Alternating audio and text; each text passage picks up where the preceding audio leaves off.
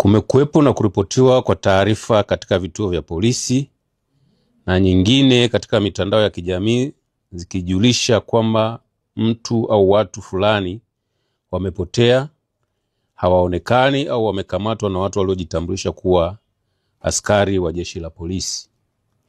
Jeshi la polisi linapopata taarifa hizo huanza uchunguzi wa kukusanya ushahidi kutoka vyanzo mbalimbali ili kupata ukweli wa taarifa ya nini kilichotokea, kwani hauwezi kusema moja kwa moja kuwa mtu aliyeripotiwa kupotea, kutekwa, kulazimishwa kupotea au kuuawa bila ya kupata au ya kumpata anayedaiwa kupotea na ushahidi wa kudhibitisha taarifa hiyo ya nini kilichomtokea.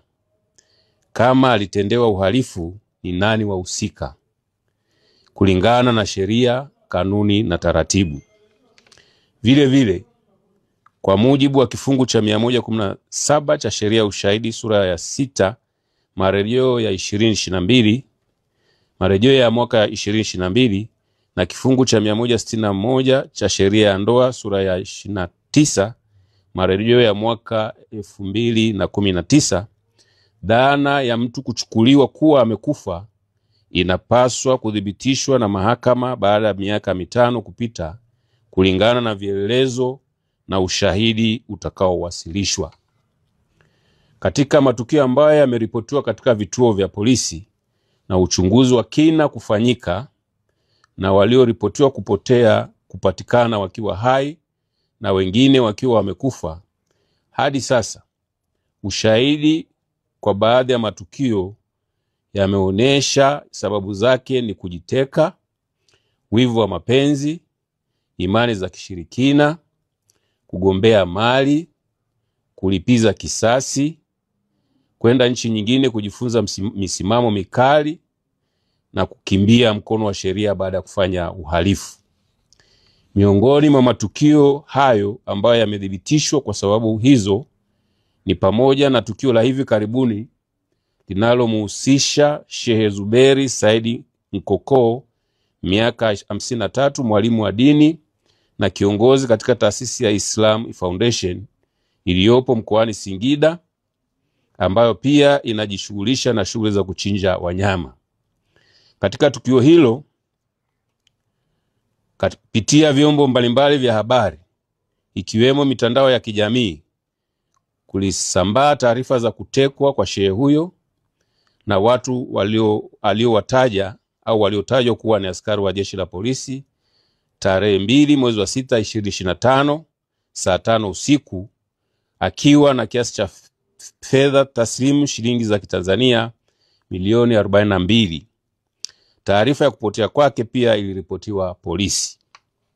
Baada ya uchunguzi, ilibainika kuwa Sheikh Zuberi Saidi Nkoko hakuwa ametekwa, bali alitengeneza tukio la uongo la kutekwa ili kukimbia madeni aliyokuwa akidaiwa na watu mbalimbali. Majina yao yamehifadhiwa kwa sababu za kiuchunguzi, yenye jumla ya shilingi za Kitanzania milioni 521 na laki 5. Sheikh Zuberi atafikishwa mahakamani baada ya taratibu za kisheria kukamilika. Baadhi ya matukio mengine yaliyohusishwa na utekaji wa watu vikihusishwa vyombo vya dola, lakini baadaye uchunguzi ukabaini kuwa vyombo vya dola havikuhusika kwenye matukio hayo, ni pamoja na tukio la tarehe 7 mwezi wa 6 2025 lililotokea katika kijiji cha Mtakuja, kata ya Nanganga, wilaya ya Ruangwa, mkoa wa Lindi, ambapo Rita Severini Ndambalilo, miaka 41, mkazi wa Dangote Mtwara, mfanyakazi wa kituo cha kuuza mafuta cha kampuni ya Specialized Petrol Station ya Mtwara, alikutwa akiwa ameuawa kwa kunyongwa na mtandio na kutupwa kando ya makarasha ya Wachina katika kitongoji cha Nahungo, kijiji cha Mtakuja, kata ya Malolo, wilaya ya Ruangwa. Upelelezi ulibaini kuwa mtu huyo aliuawa na Juma Salum Njenje, miaka 49, aliyekuwa akimtumia kama dereva wake wa bodaboda, baada ya mtu huyo kumuona Rita akiwa amebeba fedha kwenye mkoba wake. Kabla ya mwili wake kupatikana, taarifa zilisambaa kuwa alikuwa ametekwa na watu wasiojulikana. Watuhumiwa wawili wamekamatwa na wamefikishwa mahakamani na kesi iko mahakamani. Tukio lingine linamhusu Regina Rajabu Chaula, miaka 62, aliyekuwa na makazi huko Bahari Beach, Kinondoni, Dar es Salaam na nchini Denmark, aliyedaiwa kuoa na Fred Rajabu Chaula na Bashiri Richard Chaula kisha mwili wake kutumbukizwa kwenye shimo la maji taka. Regina, ambaye alikuwa na kesi ya madai Mahakama Kuu Division ya Ardhi dhidi ya watuhumiwa hao, aliripotiwa kupotea ghafla Disemba 13, 2024 hadi tarehe 18 mwezi wa kwanza 2025, mwili wake ulipokutwa kwenye shimo hilo la maji taka baada ya upelelezi wa jeshi la polisi kufanyika. Watuhumiwa hao walikamatwa na kufikishwa mahakamani.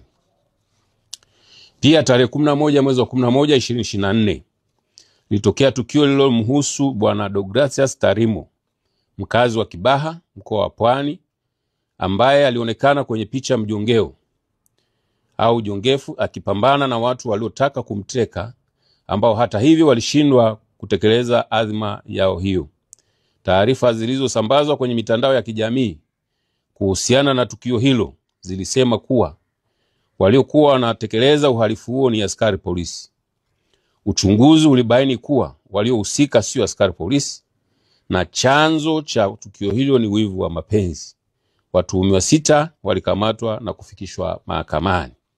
Aidha, tarehe 24 mwezi wa 8 2024 katika kijiji cha Haiderere, kata ya Haiderere, tarafa Haidom, wilaya ya Mbulu, mkoa wa Manyara, Saulo Samuel Baloho, miaka 44, mkazi wa Haiderere, alitoa taarifa ya uongo kwa kutumia simu ya mkononi kuwa ametekwa tangu tarehe 22 mwezi wa 8 2024 na watu wasiojulikana na kumpeleka Karatu, mkoa wa Arusha, kwa lengo la kumtoa figo. Upelelezi ulibaini kuwa mtuhumiwa hakutekwa, bali aliondoka nyumbani kwake akimwaga mke wake kwamba anapeleka fedha shilingi za Kitanzania 280,000 ukweni kwa mtoto wake wa kiume, ambazo ni mahari aliyokuwa anadaiwa mtoto huyo. Uchunguzi ulibaini mtuhumiwa alizitumia fedha hizo, na ili kuficha aibu akaamua kuzusha kwamba ametekwa. Mtuhumiwa alifikishwa mahakamani na kuhukumiwa kulipa faini ya shilingi za Kitanzania 100,000. Tukio lingine ni la tarehe 23 mwezi wa 8 2024 lililotokea katika kitongoji cha Kwedi Java, kijiji cha Nyasa, kata ya Kangata, tarafa ya Magamba, wilaya ya Handeni, mkoa wa Tanga. Lililomhusu Elia Elifaza Raymond Mchome, miaka 3, mkazi wa kitongoji cha Kwedi Java, ambaye aliuawa na kufukiwa ndani ya chumba walichokuwa akilala na Jackson Elisante Maeda, miaka 23, mkazi wa Kwedi Java, kwa imani za kishirikina. Kabla ya kubainika kwa mwili wa mtoto huyo, taarifa zilisambaa kuwa alikuwa ametekwa na watu wasiojulikana. Mtuhumiwa aliyehusika na mauaji hayo alikamatwa na kesi iko mahakamani. Pia tarehe 19 mwezi wa 8 2024 Ezania Kamana, miaka 36, aliyetoweka bila kufahamika mahali alipokuwa, alikutwa akiwa ameuawa na mpenzi wake aliyefahamika kwa jina la Abdalla Miraji Musa, miaka 42, kisha mwili wake ukatwakatwa na kuwekwa katika mifuko 4 ya sandarusi na kutupwa maeneo ya Ununio. Mtuhumiwa alikamatwa na kesi iko mahakamani. Kuna matukio ya watu 7 ambao waliripotiwa polisi Singida kuwa walipotea au walitekwa. Uchunguzi ulibaini tarehe 8 mwezi wa 8 2024 ulibaini katika kijiji cha Chalunyangu, kata ya Makuro, tarafa Mtinko, wilaya ya Singida, mkoa wa Singida. Watu hao ambao ni Samweja Sifaeli Saidi, miaka 22, na wenzake 7 waliuawa kwa kukatwa sehemu mbalimbali za miili yao kisha kunyofolewa au kutolewa baadhi ya viungo vya miili yao na kufukiwa kwenye mashimo tofauti tofauti na waganga wa kienyeji waliofahamika kwa majina ya Saidi Haji Msanga miaka 24, mkazi wa kijiji cha Migungu, pamoja na Kamba Kasubi miaka 34, wakishirikiana na wenzao 12. Aidha, baada ya ufuatiliaji ilibainika miili mingine mitatu iliyofukiwa wilaya ya Chemba mkoani Dodoma na kufikisha jumla ya watu 10 waliouawa na watu hao. Kabla kubainika miili yao, taarifa zilisambaa kuwa watu hao walikuwa wametekwa na watu wasiojulikana.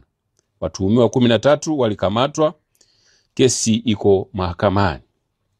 Tarehe 31 mwezi wa 7 2024, wafanyabiashara wawili wa wilaya ya Songea mkoa wa Ruvuma waliofahamika kwa majina ya Ray James Hiera na Riziki Mbarara Mohamed walidaiwa kutekwa baada ya kutoonekana kwa siku kadhaa bila taarifa, huku simu zao zikiwa hazipatikani.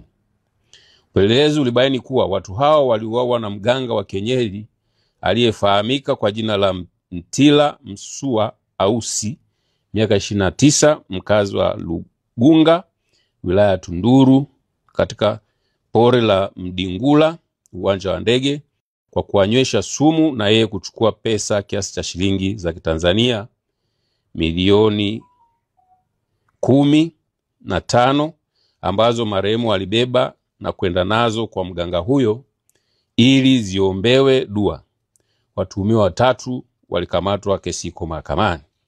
Tukio lingine ni la tarehe 3 mwezi wa 7 2024, lililoripotiwa likiwahusu watoto wawili, mmoja miaka 12 aliyekuwa mwanafunzi wa darasa la 7 katika shule ya msingi Busenga, na mwingine miaka 8 aliyekuwa mwanafunzi wa darasa la 2 katika shule ya Akiba English Medium iliyopo wilaya ya Ilemela, waliojiteka na kupanga nyumba katika eneo la wilaya ya Nyamagana na kuanza kuwapigia simu wazazi wao kuwa wametekwa, wako Buhemba mkoani Mara na watekaji wanahitaji shilingi za Kitanzania 100,000. Watoto hao wanaendelea kufuatiliwa tabia zao chini ya ustawi wa jamii na jeshi la polisi. Hali kadhalika, tarehe 3 mwezi wa 7 2024, John Zefania Mboge, mkazi wa Goba Center, aliyekuwa akitokea benki ya CRDB tawi la Coco Plaza, alikamatwa na watu 7 na kumuingiza kwenye gari namba T 458 DYU Toyota kisha kumpora pesa. Watuhumiwa 7 walikamatwa na kufikishwa mahakamani. Tukio lingine la tarehe 17 mwezi wa 6 2024, lililotokea katika kitongoji cha Kabionda, kijiji cha Mulele, kata ya Ruhanga, tarafa Kamachumu, wilaya Muleba, mkoa wa Kagera, ambapo mtoto aliyefahamika kwa jina la Noela Novat Asimwe miaka 2.5 mwenye ulemavu wa ngozi aliripotiwa kutekwa na watu wasiojulikana. Uchunguzi wa polisi ulibaini kuwa mtoto huyu ameuawa kwa kunyongwa shingo na kunyofolewa baadhi ya viungo vya mwili ikiwemo mikono yote miwili, kisha mwili wake kutupwa kwenye daraja ukiwa umefungwa kwenye mfuko wa sandarusi. Watuhumiwa 9 akiwepo baba yake mzazi walikamatwa. Kesi iko mahakamani. Katika tukio lingine la tarehe 15 mwezi wa 5 2024, mtoto ambaye jina lake limehifadhiwa kwa ajili za kiusalama au kisheria aliripotiwa kutekwa katika maeneo ya Manjelwa, Ilomba, wilaya ya Mbeya, mkoa wa Mbeya, na Winfrida Martin Komba miaka 36, mkazi wa Vingunguti, Dar es Salaam, kwa kushirikiana na mzazi wa mtoto huyo aitwaye Agnes Jacob Mwalubuli, ikiwa ni njama waliopanga ili kumshinikiza baba mzazi wa mtoto huyo atoe fedha za Kitanzania milioni 20 ili mtoto aachiliwe na watekaji, la sivyo watamuua. Watuhumiwa 3 walifikishwa mahakamani na mtuhumiwa mmoja alihukumiwa kifungo cha miaka 3 jela. Mmoja alihukumiwa, ambaye ni mama mzazi, kifungo cha nje cha miezi 12. na mama ambaye mtoto alikutwa kwake aliachiwa huru.